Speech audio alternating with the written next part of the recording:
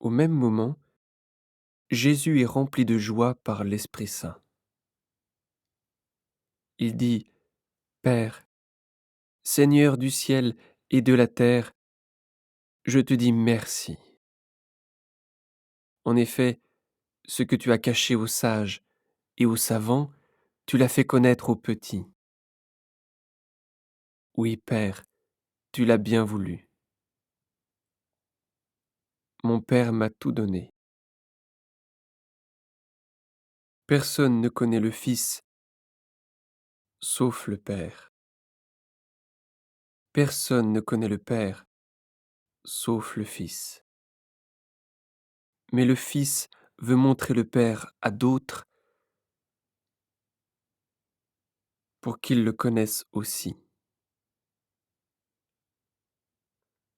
Ensuite, Jésus se tourne vers ses disciples et il leur dit à eux seuls: Vous êtes heureux de voir ce que vous voyez.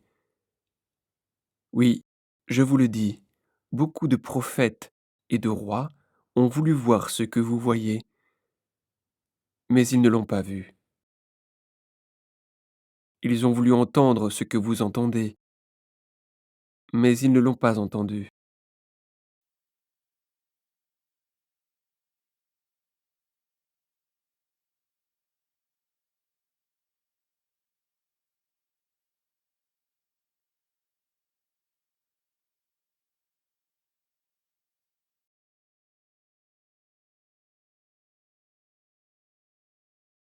Alors un maître de la loi arrive. Il veut tendre un piège à Jésus et lui demande: Maître, qu'est-ce que je dois faire pour recevoir la vie avec Dieu pour toujours? Jésus lui dit: Qu'est-ce qui est écrit dans la loi? Comment est-ce que tu le comprends? L'homme répond: Tu dois aimer le Seigneur ton Dieu de tout ton cœur, de tout ton être, de toute ta force et de toute ton intelligence. Et tu dois aimer ton prochain comme toi-même. Jésus lui dit: Tu as bien répondu, fais cela et tu vivras.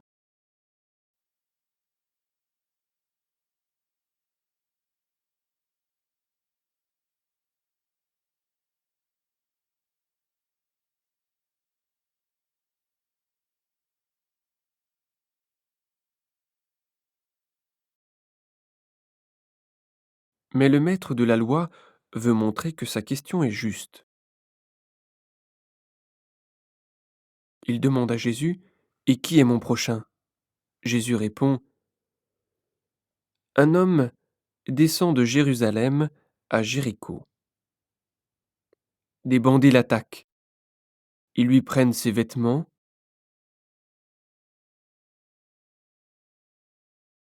ils le frappent et ils s'en vont en le laissant à moitié mort. Par hasard, un prêtre descend aussi sur cette route. Quand il voit l'homme, il passe de l'autre côté de la route et il continue son chemin. Un lévite fait la même chose. Il arrive à cet endroit, il voit l'homme, il passe de l'autre côté de la route et continue son chemin. Mais un Samaritain en voyage arrive près de l'homme.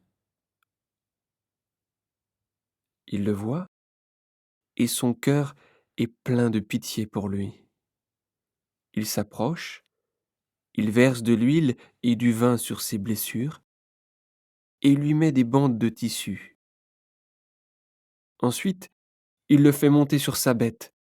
Il l'emmène dans une maison pour les voyageurs et il s'occupe de lui.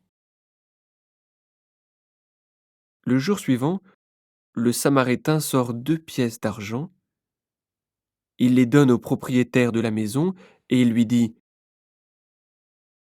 Occupe-toi de cet homme. Ce que tu dépenseras en plus pour lui, je le rembourserai moi-même quand je reviendrai par ici. Et Jésus demande: À ton avis, lequel des 3 voyageurs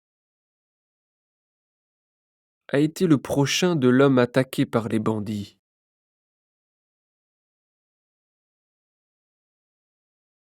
Le maître de la loi répond: C'est celui qui a été bon pour lui. Alors Jésus lui dit: Va, et toi aussi fais la même chose.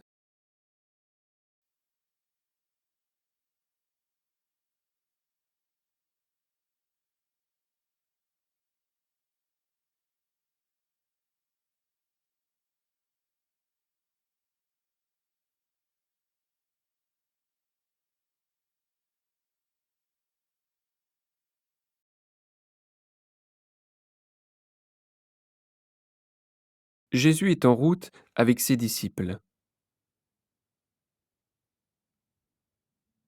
Il entre dans un village. Là, une femme qui s'appelle Marthe le reçoit dans sa maison.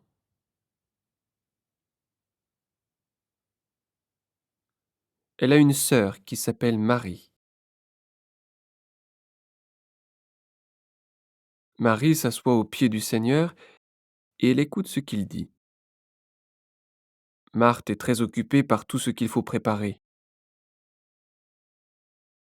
Elle vient auprès de Jésus et elle lui dit: Seigneur, ma sœur me laisse seule pour tout préparer.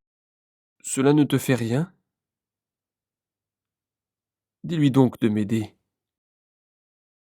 Le Seigneur lui répond: Marthe, Marthe, tu es inquiète et tu as du souci pour beaucoup de choses, mais une seule est nécessaire. Marie a choisi ce qui est vraiment bon, et personne ne lui enlèvera cela.